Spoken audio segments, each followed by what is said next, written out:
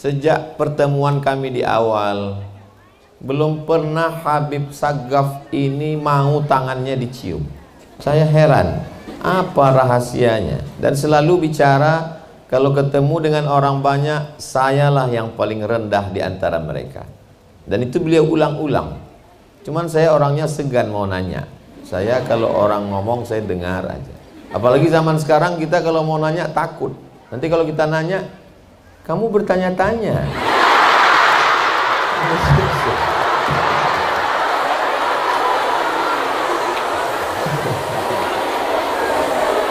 Jadi saya nggak nanya, saya diam. Saya menunggu Allah bukakan. Ini sampai masanya nanti pasti Allah kasih tahu. Ini rahasia Habib Sagaf ini di mana? Tanpa saya minta, Habib Sagaf menunjukkan. Saya dibawa ke istana yang sangat megah. Saya dibawa masuk ke kamar. Saya dipertemukan dengan Syarifah Hubabah Khadijah. Ternyata inilah orang yang mendidik beliau.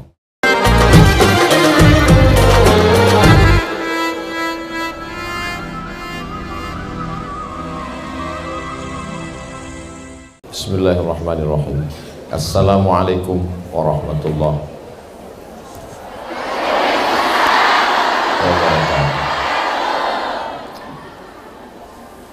Alhamdulillah wassalatu wassalamu ala rasulillah sayyidina wa maulana wa syafi'ina wa zuhrina wa qurrati a'yunina Muhammad wa ala alihi wa sahbihi wa man da'a bida'watihi wa istanna bi sunnatihi ila yaumi liqa'i rabbih wa ba'du.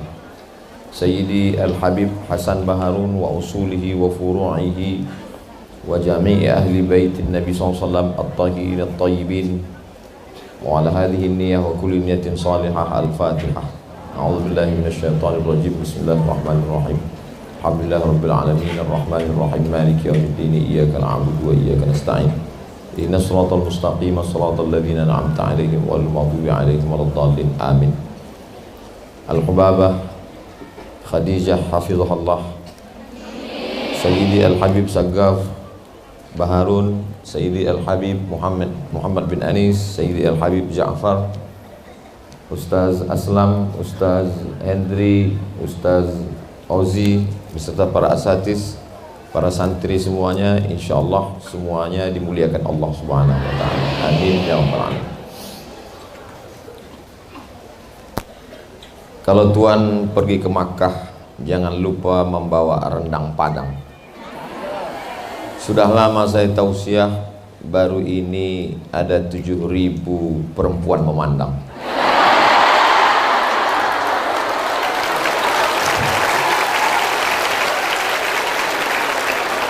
Ini bukan basa-basi, mohon maaf Habib Samih, ini bukan basa-basi, memang 7.000 orang kali 2 berarti 14 bola mata. Itu memang baru kali ini. Inilah rasanya perempuan yang paling banyak. Untungnya ditemani oleh Habib Muhammad bin Anis, Habib Ja'far dan para habaib.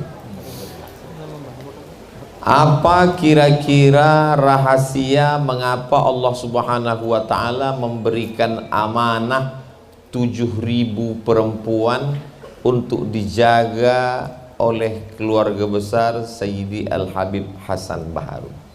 Lama saya pikir. Jadi kalau adik-adik melihat tadi lama saya termenung, itu salah satu yang saya pikirkan. Apa rahasianya Allah Ta'ala memberikan amanah besar ini? Ternyata kalau kita telusuri dulu, Sayyidil Habib Hasan Baharun, kalau beliau tausiah, dia membawa kain panjang. Kalau di tempat itu tidak ada satir penutup, maka dia akan membuat penutup untuk memisahkan jamaah dari laki-laki dan perempuan. Sekarang banyak orang tidak peduli itu, mau laki-laki mau perempuan mau campur, karena majelis itu adalah majelis ilmu, majelis barakah, majelis yang akan diperlihatkan kepada Allah dan akan dibanggakan oleh Allah kepada para malaikat. Nazalat alaihimus sakinah, ghasyiyat bihimur rahmah, haffat bihimul malaikah, wa dzakarahumullahu fiman indah. Bagaimana mungkin majelis itu akan turun rahmat, dikelilingi malaikat, dibanggakan kalau menyatu ikhtilat laki-laki dan perempuan? Maka Sayyidil Habib membawa kain panjangnya, lalu dia pisahkan laki-laki dan perempuan. Ketika satu sunnah itu dihidupkan, maka hari ini Allah ingin menunjukkan, hai Abdul Somad, kalau kau jaga amanah ini, maka sebagaimana aku dulu melihat hambaku ini menjaga amanah, inilah bukti yang ditunjukkan Allah.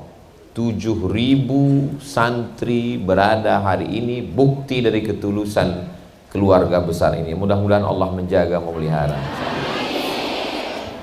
Hari ini orang selalu berpikir tidak lagi percaya kepada balasan Allah, tidak lagi ada keyakinan tentang yang gaib.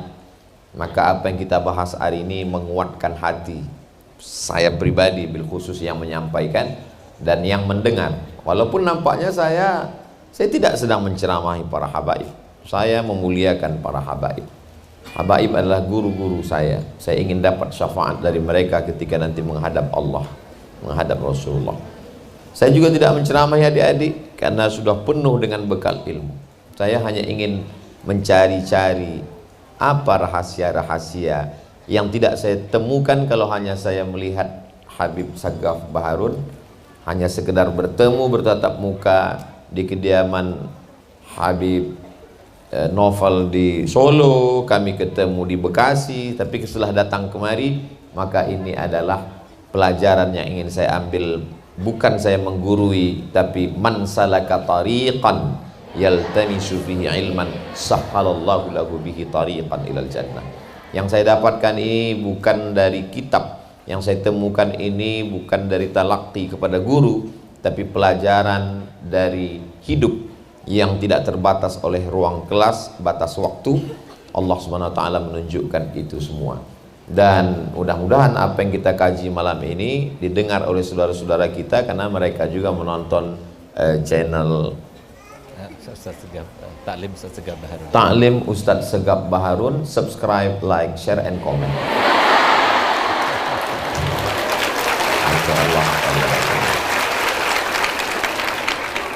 Poin yang pertama, kalau Allah melihat orang ini bisa menjalankan amanah, maka Allah akan berikan amanah itu. Ahasiban nasu ayyutsraku ayyaqulu amanna wa hum la yuftanun. Apakah mereka menyangka begitu mereka mengatakan kami beriman lalu tidak kami uji? Diuji Allah Subhanahu wa taala. Banyak orang yang sabar diuji dengan penyakit, banyak orang yang sabar ketika diuji dengan kegagalan. Itu makanya di rumah sakit banyak orang bertasbih. Tapi ketika sehat, tasbihnya digantungkan ke mobil, tangannya megang handphone.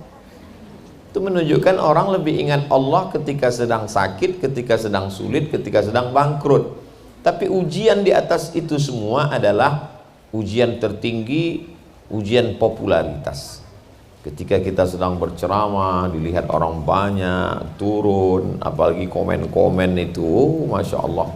Banyak yang menduga saya tidak baca komen karena saya tidak pernah komen. Saya baca itu komen. Saya nggak komen karena saya nggak tahu passwordnya. Passwordnya dipegang oleh admin. Saya nggak tahu kalau admin ini membalas mengatasnamakan Ustaz Abdul Somad. Jadi ketika mereka mengatakan nggak usah dikomen, Ustaz nggak baca, saya baca. Sesungguhnya Allah SWT sedang menguji. Apalagi komen-komennya itu, mohon maaf Habib kalau keceplosan luar biasa. Komennya itu kadang yang di luar nalar manusia. Apalagi kalau dia masuk ke DM. Maka saya usahakan halaka mru'un lam ya'rif qadrahu. Orang celaka, orang yang tidak tahu hakikat dirinya. Kalau kita sadar kita akan jahat dengan medsos ini, maka kita serahkan passwordnya ke admin, maka kita tinggal minta, nanti selesai acara minta fotonya, pilih mana yang tepat, admin yang mengupload, lalu kemudian kita tinggal lihat berapa like-nya, berapa dislike-nya. Tapi like yang paling terpenting adalah like dari Allah Subhanahu wa ta'ala.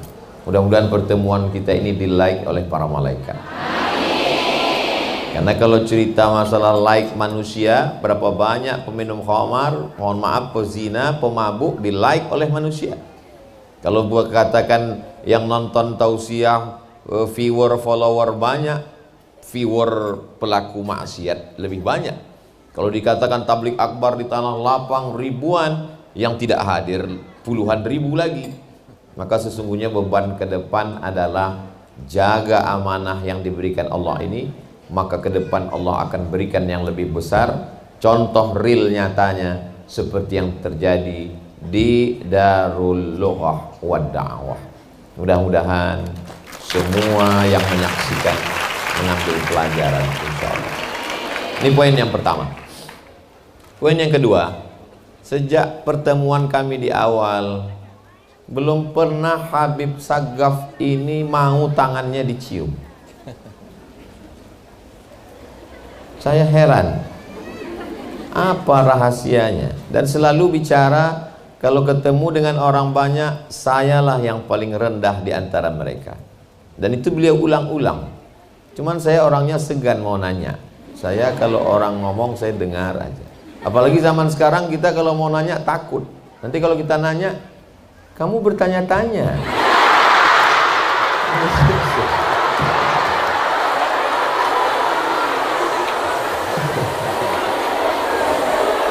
Jadi saya nggak nanya, saya diam, saya menunggu Allah bukakan. Ini sampai masanya nanti pasti Allah kasih tahu. Ini rahasia Habib Sagaf ini di mana? Tanpa saya minta, Habib Sagaf menunjukkan. Saya dibawa ke istana yang sangat megah. Saya dibawa masuk ke kamar.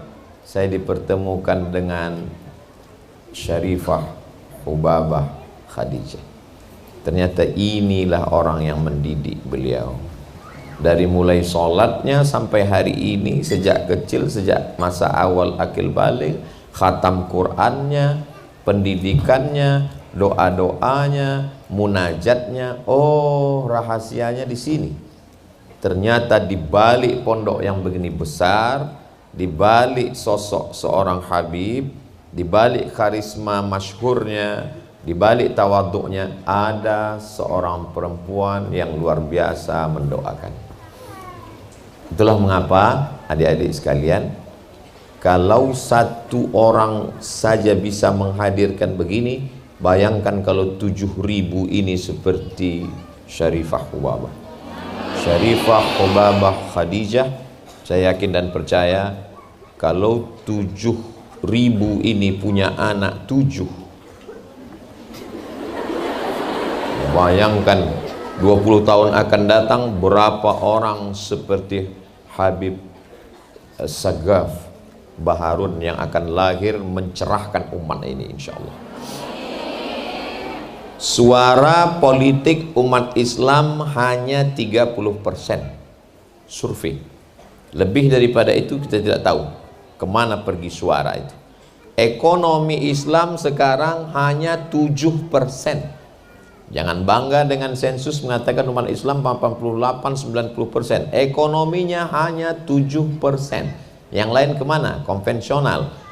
Politiknya hanya 30%. Diperebutkan oleh banyak partai-partai. Yang ngaji di antara umat Islam ini, yang kenal dengan Habib, yang kenal dengan ulama, hanya 15%. Ustadz dapat data itu dari mana? Tadi ngobrol sama Habib. Jadi kalau mau memperbanyak angka ini ke depan, maka perbanyaklah ulama. Tapi ulama itu keluar dari mana? Sampai hari ini belum ada mesin yang mencetak ulama. Belum ada pabriknya ulama ini. Pabrik mobil ada, tapi pabrik yang mengeluarkan ulama belum ada. Pabrik ulama itu, maka datangi ulama itu, lihat rumahnya, cari rahasianya. Dan saya sudah menemukannya.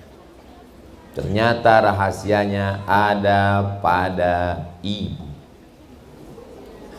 Walaupun ayahnya seorang nabi, tapi kalau ibu kurang baik, apa yang terjadi? Ya bunayya arkam ma'ana, wahai anakku, mari naik ke atas perahu ayah. Apa kata dia? Sa'awi ila jabalin ya'simuni minal ma'. Aku akan naik ke atas bukit yang bisa menyelamatkan aku dari banjir ini. Dia sangka hujan itu sehari dua hari, dia tidak tahu 40 hari 40 malam. Sampai BMKG pun tidak bisa menangkap berita itu. Tenggelam semua puncak bukit, sampai akhirnya anak itu tenggelam. Yang bangkit bukan jiwa kenabiannya, tapi jiwa kebapakannya, seorang ayah. Apa kata dia? Ya Rabbi inna bni min ahli, itu anakku ya Allah. Malu dia untuk mengatakan tolong dia ya Allah, enggak. Dia hanya berkata inna bni min ahli, itu anakku ya Allah. Apa kata Allah? Innahu laisa min ahlik, innahu amalun ghairu salih.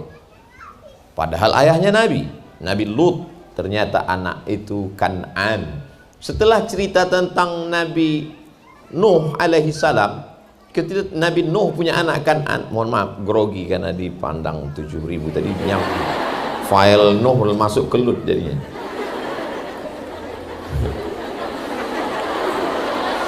Nanti sebelum diupload diedit dulu, takutnya nanti ada komen di bawah grogi nih.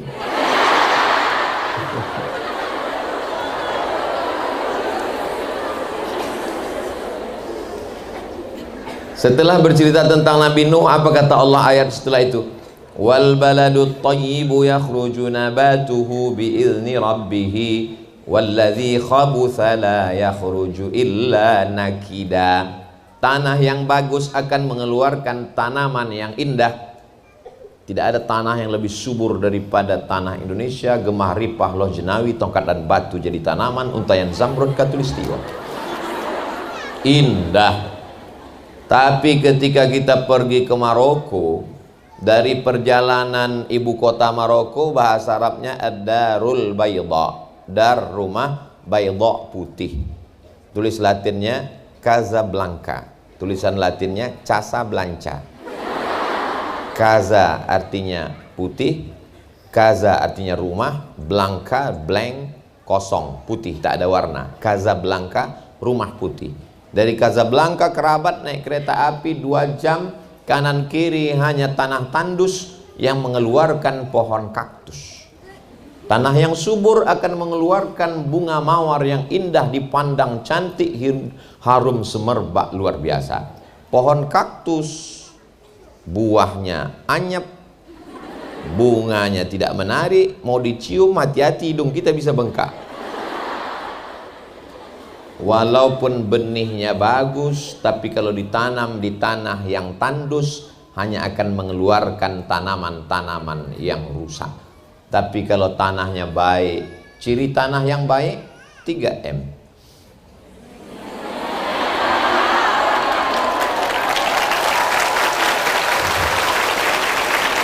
Masya Allah, tabarakallah. Begitulah Allah subhanahu wa ta'ala menceritakan bagaimana hebatnya. Maka diantara kalau mau memperbaiki bangsa ini adalah perbaiki ibunya. Kalau ibunya baik, insya Allah anak-anak menjadi baik. Makanya kenapa bisa lahir Al-Amin? Al-Amin hanya dilahirkan oleh Aminah. Hanya Aminah lah yang melahirkan Al-Amin. Jadi kalau ada hari ini anak-anak yang tidak baik, lalu kemudian bapaknya mengatakan, kenapa anak kita tidak Al-Amin? Karena kau bukan Aminah. Alhamdulillah, semoga 7.000 hamba-hamba Allah yang solihah ini Aminah semua. Dari mana Ustaz tahu mereka Aminah? Tidak ada yang tampak dari tubuhnya kecuali hanya bola matanya. Yang lainnya dijaganya, dipeliharaannya. Dari ujung rambutnya sampai ke ujung kakinya adalah amanah dari Allah. Dia yang menjaga amanah itu adalah Aminah. Maka hari ini kita pergi ke pasar. Orang kalau lihat buah-buahan di pinggir pasar terbuka, kena debu, kena panas, dia tidak mau beli. Dia pergi ke mall, dia cari buah-buahan yang ada dalam plastik, plastiknya di dalam etalase kaca, kacanya di dalam toko, tokonya dikunci di dalam mall, mallnya dikunci di dalam kota. kotanya diawasi oleh polisi dan tentara. Dia mau buah-buahan yang terjaga dan terpelihara. Tapi ketika manusia, dia mau yang terbuka. Logika berpikirnya bagaimana? Maka ketika ada seorang perempuan sarjana dari Yaman sedang presentasi ke Amerika, lalu kata orang Amerika melihat dia menutup tubuhnya, kata mereka, ini manusia primitif yang datang tidak tersentuh peradaban. Dengan tersenyum dia bertanya, lalu yang kamu maksud peradaban itu apa? Peradaban adalah yang terbuka. Lalu perempuan cerdas ini menunjukkan gambar monyet. Kalau begitu kalian kalah peradaban dengan ini, karena dia terbuka semuanya. Kecerdasan seorang perempuan dikirimkan sebagai ilham dari Allah Subhanahu wa ta'ala. Perempuan yang solihah ini tidak mengeluarkan, sampai-sampai apa kata Nabi SAW, dibacakannya ayat Al-Quran. Nabi bacakan, la takhda'na bil qaul. Bukan hanya sekedar rambutnya, kakinya, bajunya, pakaiannya. La takhda'na bil qaul.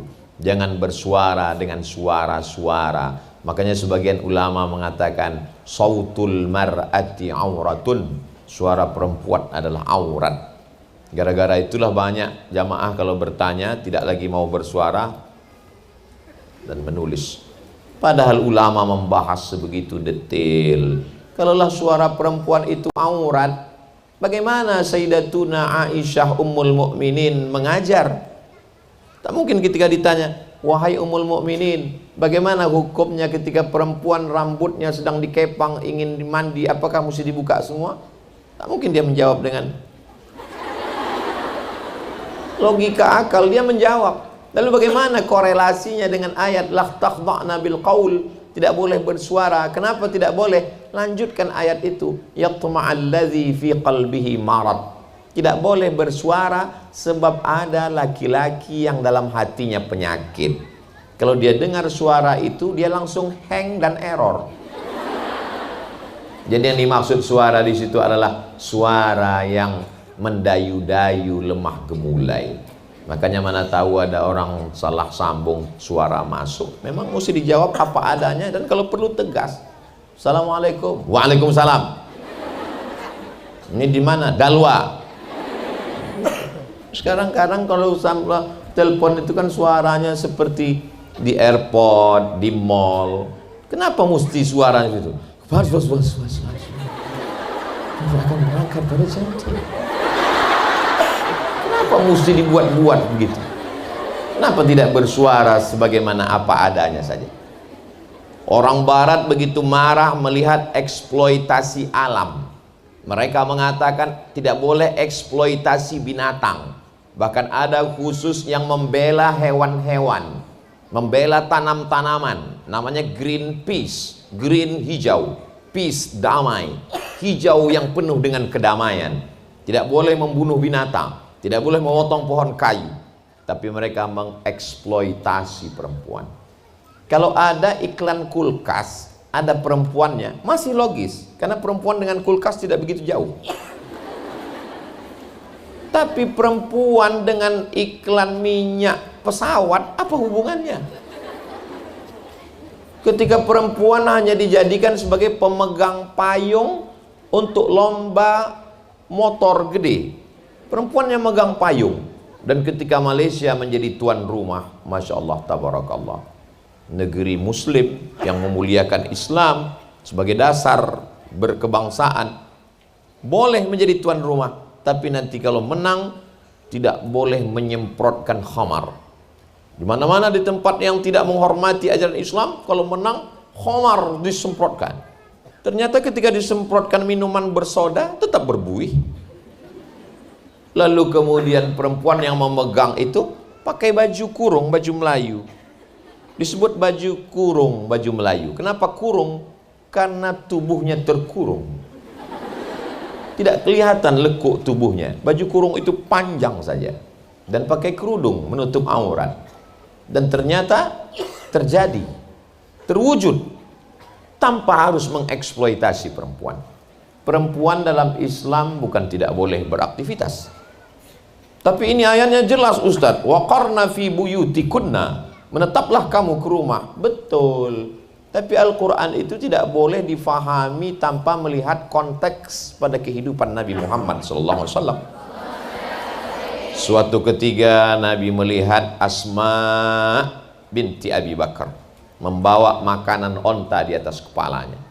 Nabi membantunya mengangkatkan dan membawanya pulang. Nabi tidak ada marah. Seandainya Nabi marah, ya Asma, jangan lakukan ini, berarti hadis qauli. Tapi Nabi membawa pulang menunjukkan hadis takriri.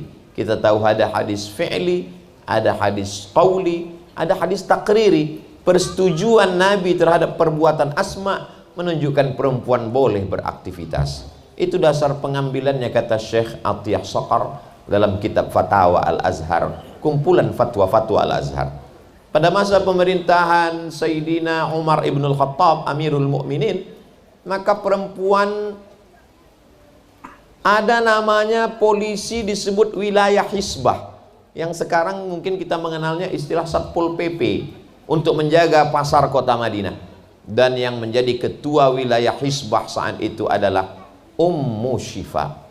Ummu Syifa adalah perempuan. Belum ada sampai hari ini dalam sejarah Ummu Syifa laki-laki. Menunjukkan bahwa perempuan boleh beraktivitas, tentu saja dengan syarat dan ketentuan berlaku. Paling tidak ada 5 syarat. Yang pertama, ada izin dari suaminya. Saya yakin dan percaya adik-adik nanti akan menjadi anggota DPR RI, akan menjadi polisi, akan menjadi tentara, akan menjadi rektor, akan menjadi dokter spesialis, akan menjadi mujahidah fisabilillah. Tapi dia pasti akan izin suaminya, dan dia tidak akan marah, tidak memaksa, dan tidak menuntut, karena dia adalah alumni M3 3M. Lalu kemudian dia tidak berdua-duaan dengan laki-laki yang tidak mahram. La yakhluwanna rajulun ma'amra'atin illa ma'azi mahramin. Tak boleh berdua-duaan dengan laki-laki yang tidak mahram. Alhamdulillah, untuk masuk kemari mesti ada fit and proper test. Banyak tamu di luar tapi tidak dibenarkan masuk. Saya pun sudah lama saya kenal dengan Habib Segaf, tapi baru kali ini saya dibenarkan Allah Ta'ala untuk masuk. Dulu waktu saya belum menikah nggak ada izin untuk masuk kemari. Setelah mata saya pandangan tunduk, baru diizinkan masuk kemari. Tadbirullah, pengaturan dari Allah Subhanahu wa Ta'ala. Lalu kemudian, la tusafiranna mara'atun illa ma'azi mahramin. Tak boleh dia musafir, samfar perjalanan tanpa ada mahramnya. Lalu kemudian, la tabarrajna tabarrujal jahiliyatil ula. Dia tidak bersolek-solek jahiliyah. Sekarang Masya Allah, tabarakallah, na'udzubillah, perempuan bersolek bukan untuk suaminya, tapi untuk suami orang. Kalau untuk suaminya dia seperti mak lampir, tapi kalau dia mau keluar rumah, sulit untuk diungkapkan kata-kata. Bedaknya 2 inci, maka banyak terjadi wajah putih, tangan hitam. Na'udzubillah. Apa yang dilakukan ini hanya supaya dikagumi orang. Akhirnya terjadilah apa yang dilaknat oleh Rasulullah SAW. Diriwayatkan dari Sayyidina Abdullah bin Mas'ud radhiyallahu anhu, la'anallahul washimat wal mutashimat wal mutanammisat.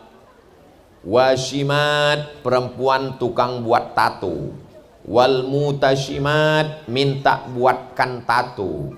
Wal mutanammisat, mencabut. Ini alis atau bulu mata? Alis, mencabut alis, mencukur alis. Sekarang macam-macam. Dulu saya taunya sulam pakaian, sekarang sulam alis. Bahkan saya pun dicurigai orang, itu Ustadz tebal pakai sulam ya, katanya. Wal mutafallijat, mengotak-atik gigi yang sudah bagus ciptaan Allah, diotak-atik. Dulu kita tahu kawat jemuran, sekarang kawat gigi. Dikasih warna-warni, hari Selasa ungu, hari Rabu pink, hari Kamis coklat. Apa ini yang terjadi sebenarnya? Kuku yang sudah bagus-bagus dirubah warnanya.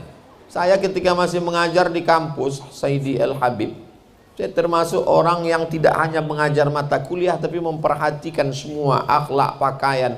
Ini gimana kalian pakai kutek? Ini nggak masuk air wudhu ini. Kutek ini kan plastik di atas kuku. Ustadz, ini bukan kutek. Apa itu? Ini black henna. Oh, saya tidak mengikuti perkembangan. Black henna-nya tak masalah, tapi kukunya panjang. Di atas black henna, di bawah black daki. Bisa begini. Kita di pondok diajarkan hari Jumat potong kuku.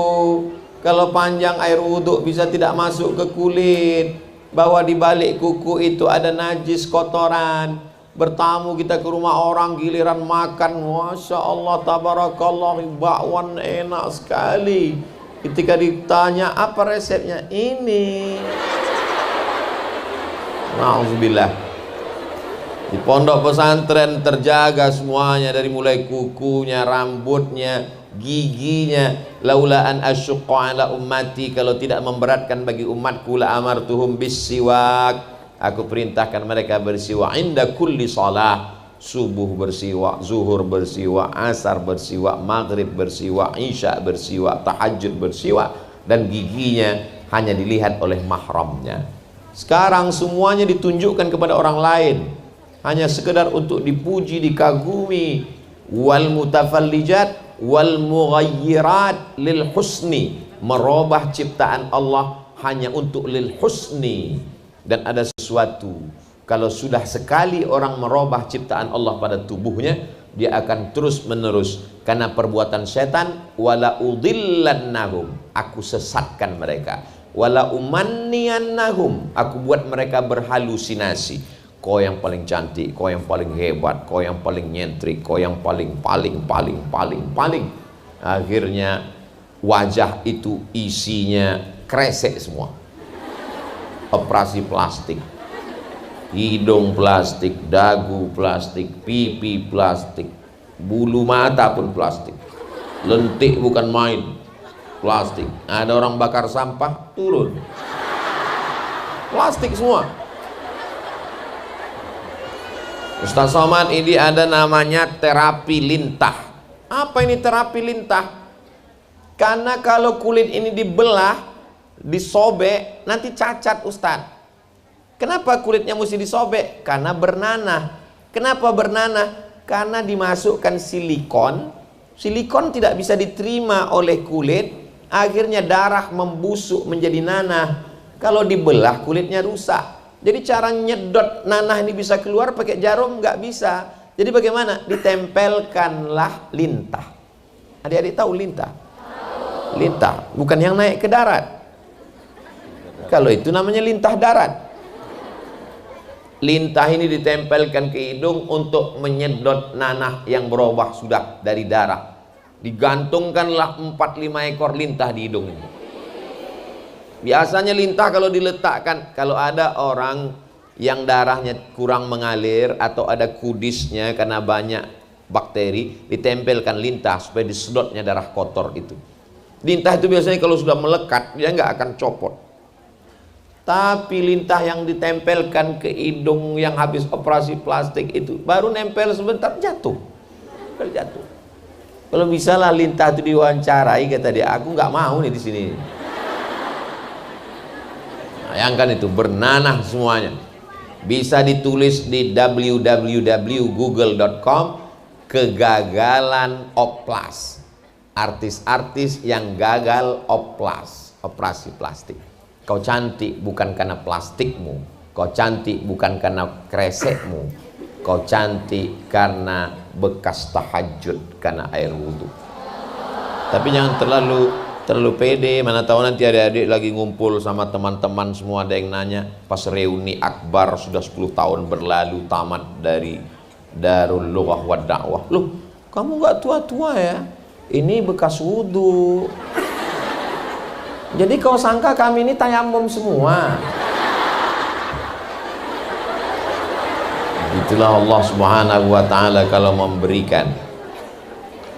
Setan mempermainkan halusinasi manusia, merasa dia lebih hebat, lebih sempurna.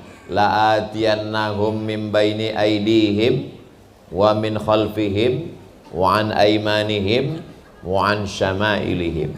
Dia akan selalu berbisik, operasi lagi, terus lagi, obah lagi, terus sampai akhirnya hancur itu kepribadian, batinnya hancur, zahirnya rusak, durhaka kepada Allah, dan dia tidak akan menjadi apa-apa. Hari ini perempuan yang tidak terdidik dengan baik akan melahirkan anak keturunan. Bak kata pepatah orang Melayu, guru kencing berdiri, anak kencing berlari. Bagaimana gurunya? Guru yang pertama, al-madrasatul ula. Habib Segaf hatam Quran pertama kali dengan Salat pertama kali dengan ibu. Makanya kalau kita tanya orang-orang sukses dalam amal ibadah, itu peran ibu luar biasa. Datanglah seorang anak, dibawa oleh bapaknya. Bapaknya minta anak ini dihukum. Ya Amiral Mukminin Umar ibn al-Khattab, tolong hukum anak saya karena dia anak durhaka. Umar bin Khattab dengan penuh kebijaksanaannya bertanya, hai anak, ada yang mau disampaikan? Anak ini bertanya, kami sebagai anak ini punya hak tidak, Amirul Mukminin? Kata Umar, iya, kamu sebagai anak ada hak. Apa hak kami sebagai anak? Kata Umar bin Khattab, hak kamu 3. Yang pertama, kamu punya hak untuk punya ibu yang baik. Yang kedua, punya hak untuk nama yang baik. Yang ketiga, punya hak untuk makan yang baik. Kata si anak ini, aku tidak dapat 3-tiganya. Ibuku bukan perempuan yang baik, dan nama aku tidak baik. Anak itu dikasih nama Kumbang. Kumbang yang masuk merusak pohon kayu, suaranya. Dan aku tidak diberikan makanan yang baik. Apa kata Sayyidina Umar ibn Khattab kepada si bapak? Laqad aqaqtahu qabla an ya'uqqa alai. Kau sudah lebih dulu durhaka kepada anakmu sebelum anakmu durhaka kepadamu. Jadi sesungguhnya anak durhaka itu berawal dari ayah durhaka. Ini saya khawatir kalau ceramah ini didengar sama anak-anak kreatif yang suka buat sablon baju kaos, buat di belakangnya anak durhaka karena jawaban ada di depan, bapak durhaka karena tidak memilihkan ibu yang baik. Dia sudah nyari ibu yang baik, dia tidak tahu ibu yang baik itu adalah ibu alumni 3M yang baik. WWSD CPR. WWSD CPR. WWSD CPR. Ini memang iklan ini dia setiap 15 menit sekali mesti diulang. Nampaknya apa yang saya sampaikan ini orang boleh menanggapinya, ini Ustaz Somad serius atau tidak. Nanti sampai masanya ketika dia punya anak, anaknya manjat-manjat dinding, mencakar-cakar, baru dia sadar betul yang Ustaz katakan dulu. Dulu waktu aku kasih tahu ente sangka aku bercanda, sekarang baru ente rasakan betul Ustaz Somad. Anak saya ini cakar-cakar, muka saya pun dicakarnya. Kenapa? Karena waktu hamil dulu ibunya dipilihkannya menyanyikan kucing garong. Garong itu kan perampok, kucing yang merampok, bukan kucing yang soleh. Lagu-lagu yang membuat maksiat dosa. Coba kalau ibunya dari pondok pesantren Darul Lughah wa Da'wah, maka akan dibacakannya syair-syair dari matan-matan tajwid, sifzasana kam jada saksun qadsamadun tayyiban zidfitu qadda zaliman kalamuna labzun mufidun kastaqim ismun wa fi'lun summa harfunil kalim. Semarah-marahnya dia, paling-paling dia akan bacakan tasrif doroba. Nah, marah-marah itu udah marah betul itu udah. Dorobanya sampai 14 kali udah. Enggak juga berhenti, pakainya fi'il mudhari. Begitu kalau dia marah. Andai dia marah, mangkel, dongkol, marahnya tetap doa, karena dia tahu kalau sampai yang keluar dari mulutnya itu tidak baik, maka Allah kabulkan. Ya Juraij, anak ini diam, dipanggil lagi sama Nabi. Ya Juraij, dipanggil oleh ibunya. Wahai Juraij, dia diam karena menurut dia lebih utama Allah daripada ibu. Panggilan yang ketiga, ya Juraij, dia tetap Allah lebih utama daripada ibu. Apa kata ibunya? Berdoa, Allahumma la tumitshu hatta turihi wujuhal mumisat. Jangan kau matikan Juraij sebelum matanya melihat wanita tunasusila. Padahal Juraij ahli ibadah, dia tinggal di Som'ah. Orang yang ahli ibadah tinggal di Som'ah tidak akan mungkin bertemu dengan wanita nakal, karena makanannya diantar, pakaiannya diantar, dia hanya beribadah saja. Tidak mungkin menurut logika akal matanya akan melihat wanita tunasusila. Tapi karena doa ibu terkabul, apa yang terjadi? Tak lama setelah itu tiba-tiba ada seorang perempuan pengembala kambing, maaf beribu maaf, dia hamil. Ditangkap sama masyarakat. Siapa yang menghamilimu? Perempuan itu berkata, Juraij. Lalu orang kampung mendatangi Som'ah, tempat ibadah Juraij. Mereka tarik Juraij keluar. Mereka ratakan tempat ibadah itu dengan tanah. Lalu kata mereka, kau memang jahat Juraij. Kau bertopeng sebagai ahli ibadah, ternyata kau berzina, mohon maaf, dengan perempuan ini. Mereka akan memenggal kepala Juraij. Kata Juraij, kalian boleh memotong kepalaku, tapi tunggu setelah anak ini lahir. Setelah anak itu lahir, lalu Juraij menusuk pusar anak itu dengan jari telunjuknya sambil bertanya, Man abuka? Who is your father? Siapa bapakmu? Anak itu menjawab, Ra'il ghanam. Bapakku adalah pengembala kambing. Disitulah mereka bersimpuh sujud mencium kaki Juraij.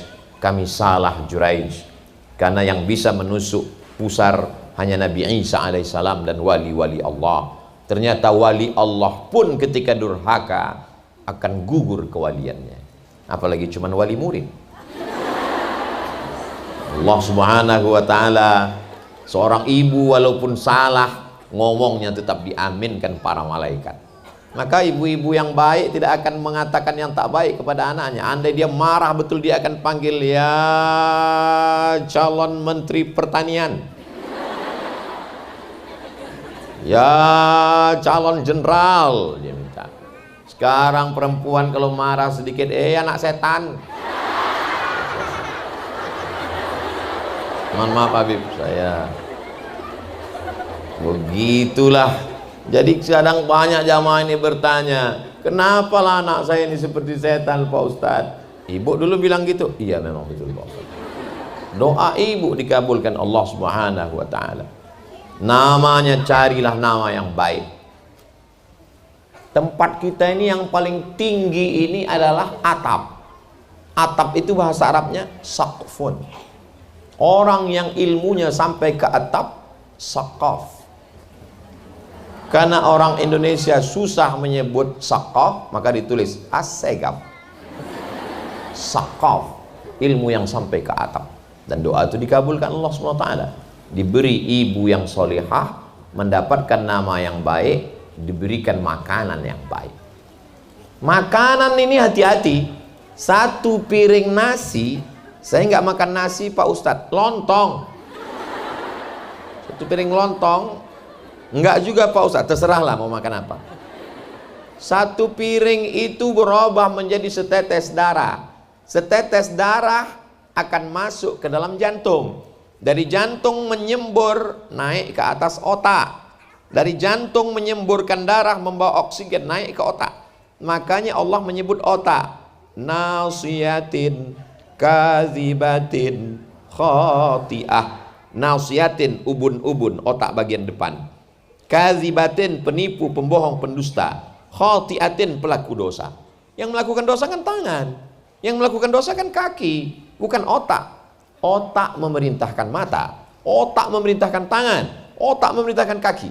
Jadi kalau ada tangan, kaki, mulut yang jahat, nakal, itu berasal dari otak, dan otak berasal dari darah dari jantung, dan jantung berasal dari makanan. Makanya kata Nabi dalam kitab Al-Mu'jam Al-Kabir karya Imam At-Tabrani, atib mat'amak takun mustajabad da'wah.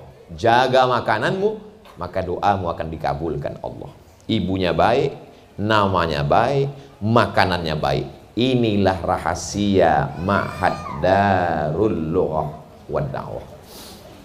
Ini yang akan kita jaga untuk generasi yang akan datang. Tadi saya mulai 7:30, sekarang jam 8:30 kurang 10. Ustaz Abdul Somad itu di mana-mana 60 menit sesuai yang tertulis di Dalwa Water. Kemarin Ustadz tausiah botol minumannya mereknya dicopot, nggak boleh ada, tapi di Dalwa botolnya ada. Apapun yang perlu kita lakukan zaman ini membangkitkan ekonomi umat. Selama ini Ustaz Somad tausiah 600 ml, betul. Di Dalwa kenapa panjang? Ada buah naga.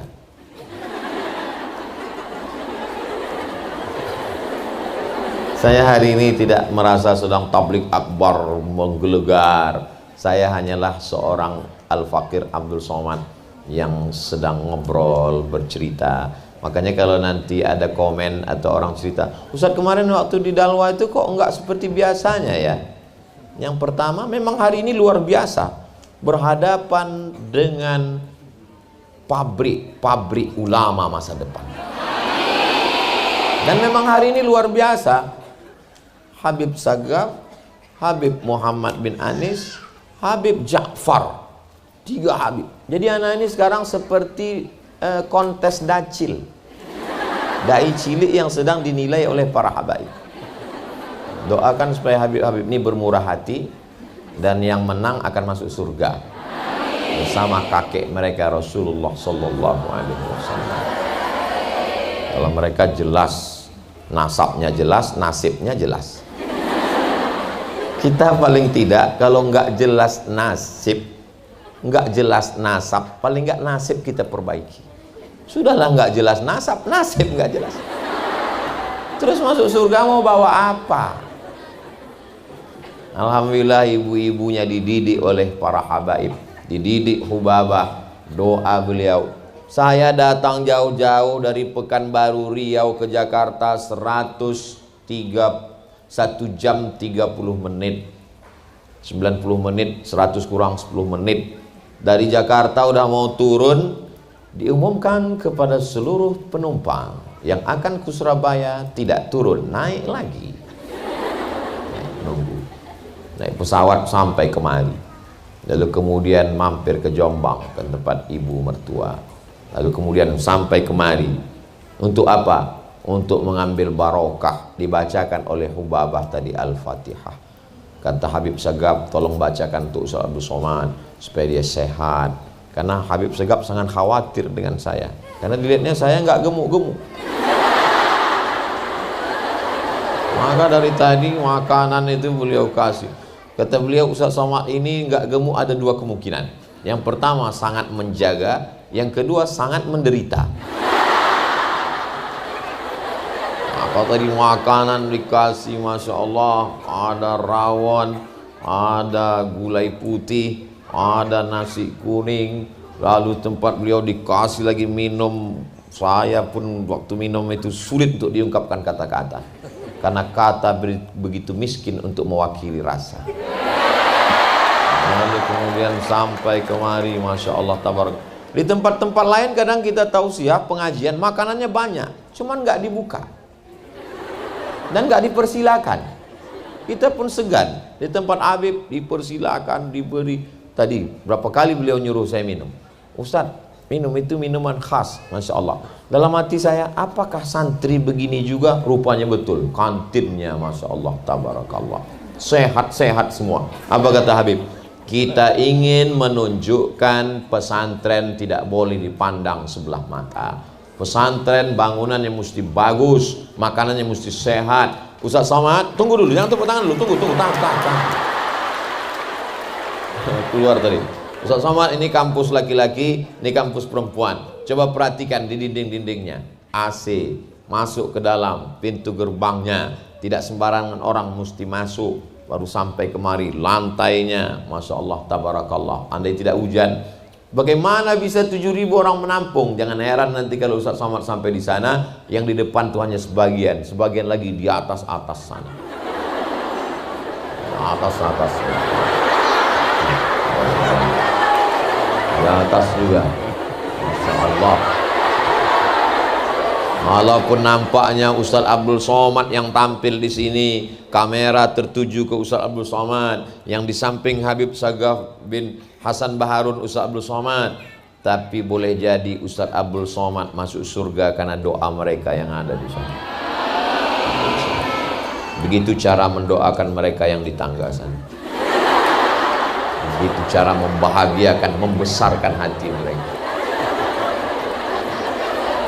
Insyaallah, tabarakallah. Saya sangat ingin punya anak perempuan. Anak saya pertama laki-laki, saya laki-laki. Adik saya laki-laki. Anak pertama laki-laki. Anak kedua laki-laki. Pernah diprank sama dokter. Selamat Ustadz, anaknya perempuan. Saya siapkan nama dari Maroko. Orang Maroko kalau ketemu, kaifa haluk, labas alik, jawabannya Mizyan. Mizyan artinya baik. Saya siapkanlah nama perempuan yang baik, tak ada bandingannya. Mizyana Bella Nazira. Siap ini nama. Begitu lahir laki-laki. Tanya dokter, kata Pak dokter, kata ibu dokter, dokter untuk perempuan mesti perempuan. Mudah-mudahan adik-adik nanti jadi dokter spesialis kandungan. Supaya jamaah yang selalu nanya ke saya, bolehkah memeriksakan istri ke dokter laki-laki? Saya bilang boleh kalau pilihannya dua, mati. Makanya dokter perempuan mesti diperbanyak. Lahir laki-laki. Kata bu dokter kemarin perempuan. Anak Ustadz pandai menyembunyikan sesuatu. Situlah saya paham. Makanya kalau saya ngasih nasihat tadi, itu sebenarnya saya sedang ngobrol-ngobrol dengan anak perempuan saya. Kata Ustadz anak perempuan, tapi tadi kok panggil adik? Tadi saya mau manggil anak atau adik, tapi mau manggil anak rasanya masih terlalu muda. Melihat perempuan, mereka adalah adik kita, mereka adalah anak kita, mereka adalah ibu kita, mereka adalah saudari kita. Maka kita tidak akan menganiaya dan menyia-nyiakan mereka.